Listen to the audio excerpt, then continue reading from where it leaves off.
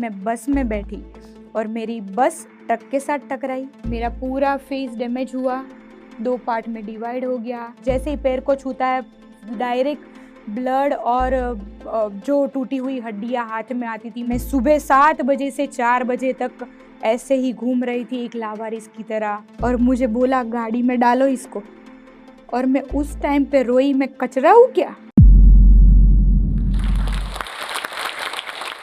गुजरात के एक छोटे से गांव में पली बड़ी मैं, महुआ की नेहा भट्ट। घर का आर्थिक कंडीशन ठीक करना मेरा गोल था। गोल पूरा करने के लिए मैंने बहुत सारी जगह पे अलग अलग नौकरियां बदली, और फिर ड्रीम पूरे होने ही वाले थे। खुद का मकान बुक करवाया था और लॉकडाउन आ गया, बस लोन पास होने ही वाला था। बैंक वालों ने बोला कि कल ही तुम्हारी लोन पास हो जाएगी, तुम बैंक में आ जाओ। और जैसे ही मैं 10 बजे बैंक में पहुंचने वाली थी, सैटरडे सुबह 5 बजे मैं बस में बैठी और मेरी बस ट्रक के साथ टकराई। मैं बस से नीचे गिर गई और मेरा पूरा फेस डैमेज हुआ, 2 पार्ट में डिवाइड हो गया। 25 स्टिचेस थे मेरे पूरे फेस पे। मेरा शोल्डर क्रैक था, मेरा पैर पूरा क्रश हो गया था, और मुझे कुछ भी नहीं पता था कि मेरे साथ क्या हो रहा है, क्यों हो रहा है। मैं तो सिर्फ अनकॉन्शियस थी, बेहोश थी। और फिर 2 घंटे रोड पे पड़ी रही। आते जाते लोग देखते रहे, पर किसी ने बुलाया नहीं एम्बुलेंस को। फिर जैसे मैंने फोटो देखा कि सिर्फ मैं जो पार्ट में बैठी थी वही पार्ट 2 पार्ट में डिवाइड हो गया। मैं बस से नीचे गिर गई, वो सब मैंने देखा। पर कब देखा? जब मैं होश में आई तब। आ, मेरा परिवार जिस एक्सीडेंट की जगह थी वहां से 250 किलोमीटर बहुत दूर रहता था। वो लोग 4 बजे आए। मैं सुबह 7 बजे से 4 बजे तक ऐसे ही घूम रही थी एक लावारिस की तरह। एम्बुलेंस ने मेरे घर वालों को कॉल किया, मेरे फ़ोन से मेरा फिंगर अनलॉक किया और 5 पहले नंबर पर कॉल कर दिया, जिसमें से मेरे घर वालों का कोई नंबर नहीं था, पर मेरे नज़दीक के रिश्तेदारों का और भाइयों का नंबर था। उन्होंने बताया कि आपकी बेटी का एक्सीडेंट हुआ है। फिर मुझे नज़दीकी हॉस्पिटल में ले गए, वहाँ इलाज नहीं हो पाया। दूसरी हॉस्पिटल में ले गए, वहाँ भी इलाज नहीं हो पाया। तीसरी हॉस्पिटल में लेके गए। फैमिली को तो पता ही नहीं था मेरे साथ क्या हुआ है, पर मैं 108 इमरजेंसी में घूम रही थी। फिर 2-3 दोस्त आए, परिवार 4 बजे आया। फिर उन्होंने ट्रीटमेंट चालू किया। दोस्तों ने बोला कि बहुत ज़्यादा इंजरी है, पैर पूरा क्रश हो गया है। जैसे ही पैर को छूता है डायरेक्ट ब्लड और जो टूटी हुई हड्डियां हाथ में आती थी। मेरे पापा उस टाइम पे अनकॉन्शियस हो गए और उनको भी एडमिट करना पड़ा उस टाइम पे, क्योंकि मेरे भाई ने और पापा ने मेरा पैर छुआ तो पैर से सिर्फ वो माउस ही हाथ में आया। वो लोग रोने लगे। फिर सीटी स्कैन, एमआरआई सब कुछ करवाया और रात को 1 बजे डॉक्टर ने बताया कि आपकी बेटी अभी बच तो जाएगी, पर उसका पैर नहीं बच पाएगा। और मुझे तो कुछ पता ही नहीं था, पर ये सुन के मुझे भी इतना रोना आया कि उन लोगों की कैसी कंडीशन होगी। उन लोगों ने डॉक्टर को बोला कि बचा लो पैर उसका, हम 1 लाख का खर्चा कर लेंगे, हम अपना घर का सब कुछ बेच देंगे, पर मेरी बेटी को ठीक कर दो। आप कोई कुछ अरेंज करो चाहे, ताकि उसका पैर ठीक हो जाए।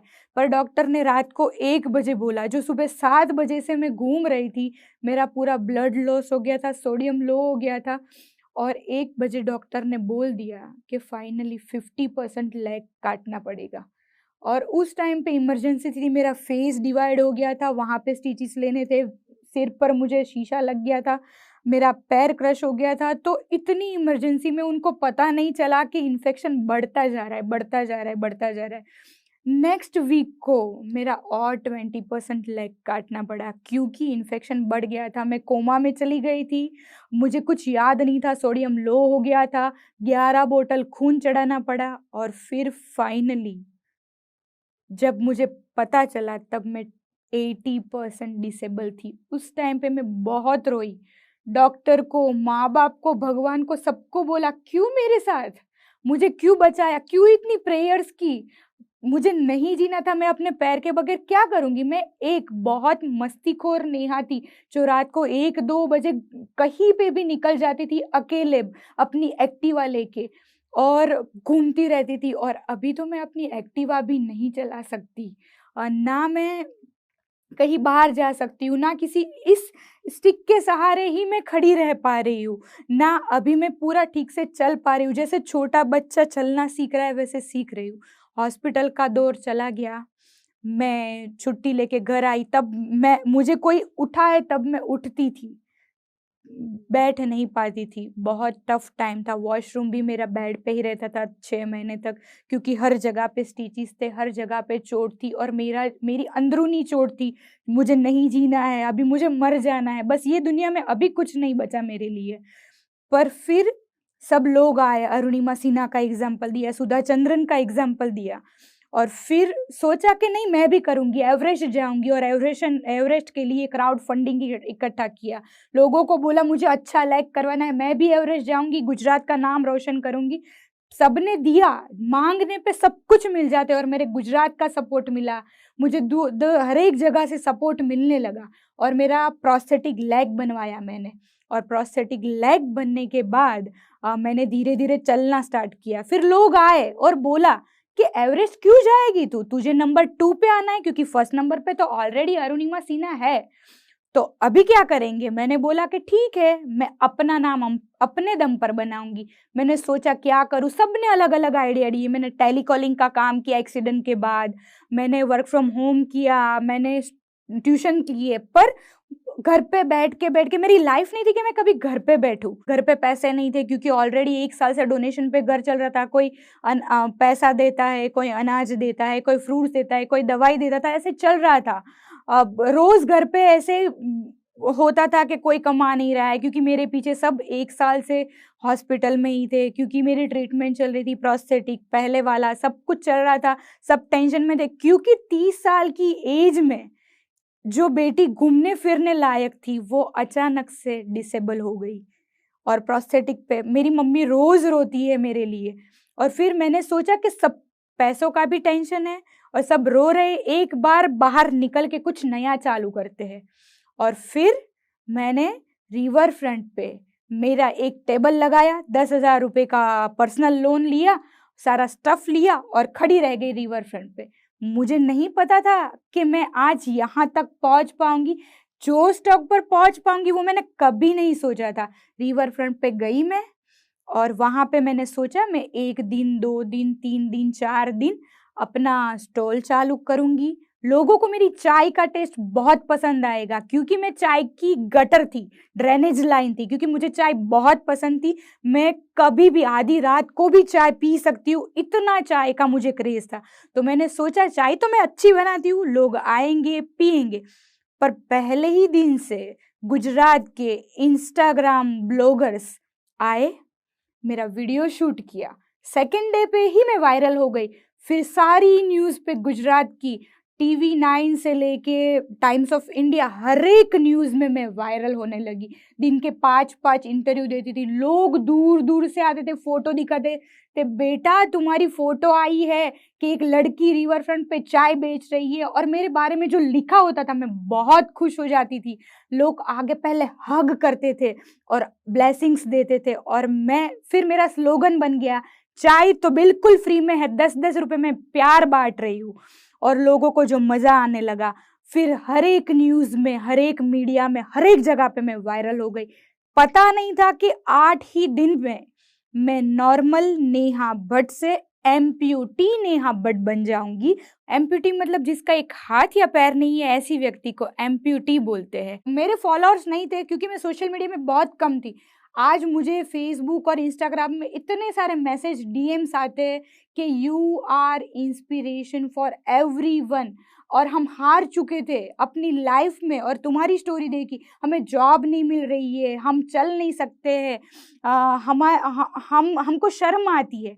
और कई लोगों ने मेरे सक्सेस होने के बाद, मेरी स्टोरी आने के बाद मुझे बहुत सारे नेगेटिव कमेंट्स भी किए, जिससे मैं बहुत दुखी हुई, बहुत रोई।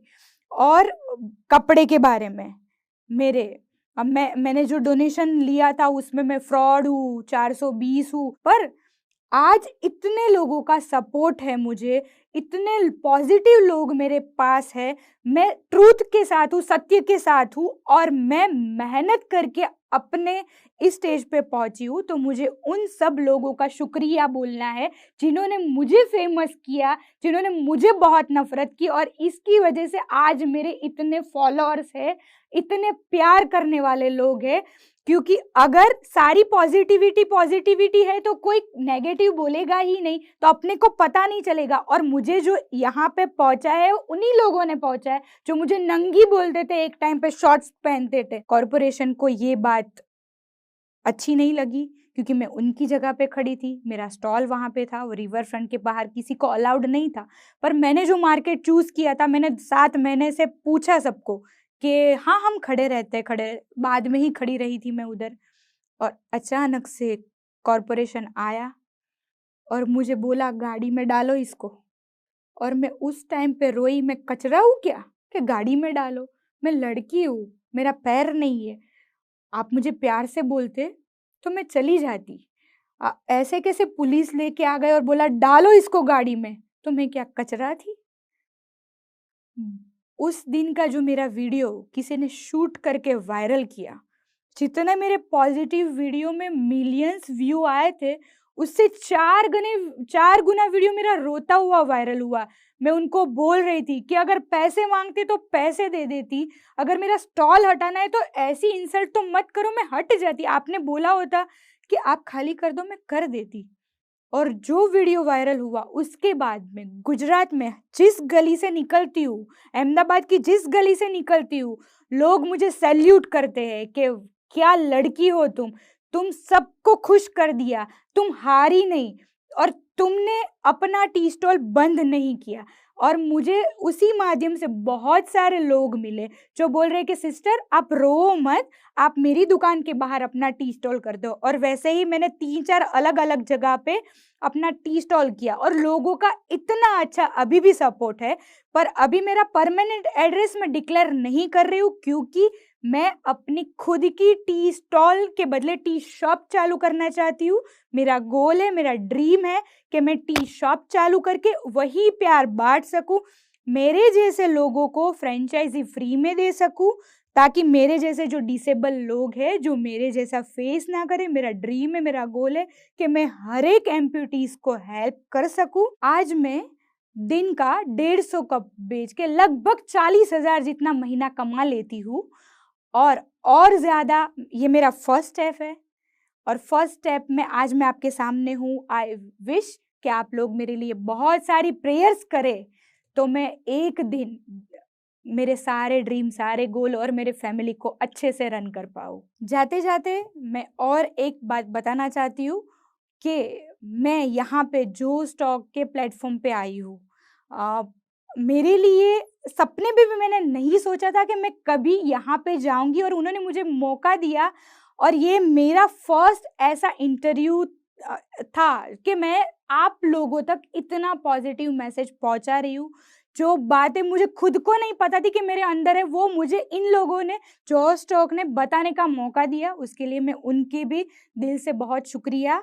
और आप सबको भी शुक्रिया कि आपने मेरी जर्नी सुनी और कुछ अच्छा कर पाओ, वैसी मेरी प्रार्थना रहेगी। अगर आप भी इस वीडियो के एंड तक आ गए हैं तो मेरी तरह आप भी इंस्पायर जरूर हुए होंगे। दोस्तों, आपको पता है हम सब बड़े सपने देखते हैं, लेकिन हम में से कुछ ही लोग हैं जो अपने सपने को पूरा कर पाते हैं। और आपने कभी नोटिस किया है, जो भी लोग अपने गोल को अचीव कर पाते हैं उनमें एक कॉमन स्किल होती है, वो क्या है? अच्छी कम्युनिकेशन स्किल्स और इंग्लिश बोलने की स्किल। और अब हम भी इस स्किल को मास्टर कर सकते हैं जोश स्किल्स ऐप के साथ। यहाँ पे हमें daily vocabulary, grammar, reading, writing practice के साथ साथ अपने ही जैसे लाखों स्टूडेंट के साथ इंग्लिश में बात करने का भी मौका मिलता है। इससे हम अपनी इंग्लिश की फ्लुएंसी जो है वो इम्प्रूव कर सकते हैं। तो चलिए आज ही अपने सपने की ओर पहला कदम लेते हैं भारत के number 1 spoken English learning app जोश स्किल्स के साथ।